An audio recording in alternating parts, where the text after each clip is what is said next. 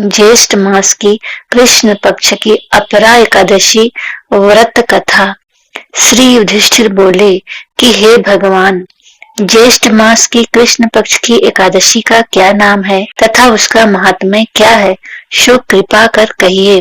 श्री कृष्ण भगवान बोले कि हे राजन, ज्येष्ठ मास के कृष्ण पक्ष की एकादशी का नाम अपरा है, क्योंकि यह अपार धन देने वाली है। यह पुण्य को देने वाली और पापों को नष्ट करने वाली है। जो मनुष्य इस एकादशी का व्रत करते हैं, उनकी लोक में प्रसिद्धि होती है।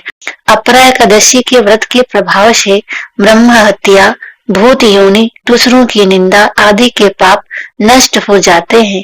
इसके व्रत से पर स्त्री के साथ भोग करने वालों के पाप नष्ट हो जाते हैं। झूठी गवाही, असत्य भाषण, झूठा वेद पढ़ना, झूठा शास्त्र बनाना, झूठा ज्योतिषी, झूठा वैद आदि सबके पाप अपरा एकादशी के व्रत से नष्ट हो जाते हैं। जो क्षत्रिय युद्ध क्षेत्र से भाग जाए तो वह नरक को जाते हैं, परंतु अपरा एकादशी का व्रत करने से उन्हें स्वर्ग की प्राप्ति होती है। जो शिष्य गुरु से विद्या ग्रहण करते हैं परंतु बाद में उसकी निंदा करते हैं, तो वह अवश्य ही नरक को जाते हैं।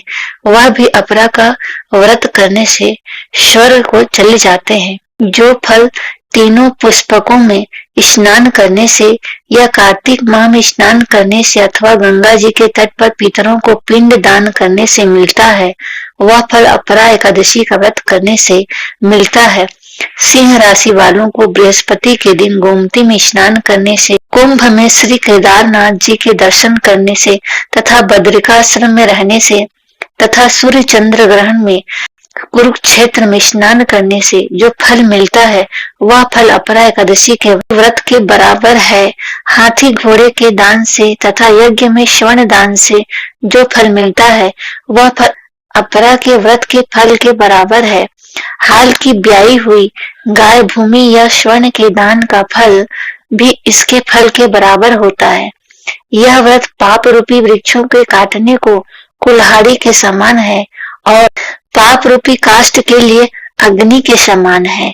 यह अपरा का व्रत पाप रूपी अंधकार के लिए सूर्य के समान है तथा पाप रूपी मृग के लिए सिंह के समान है।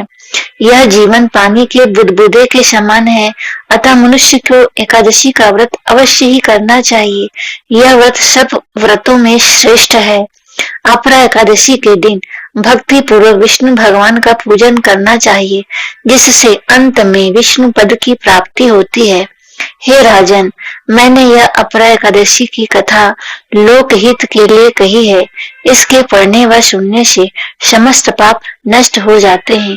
ओम नमो भगवते वासुदेवाय नमः।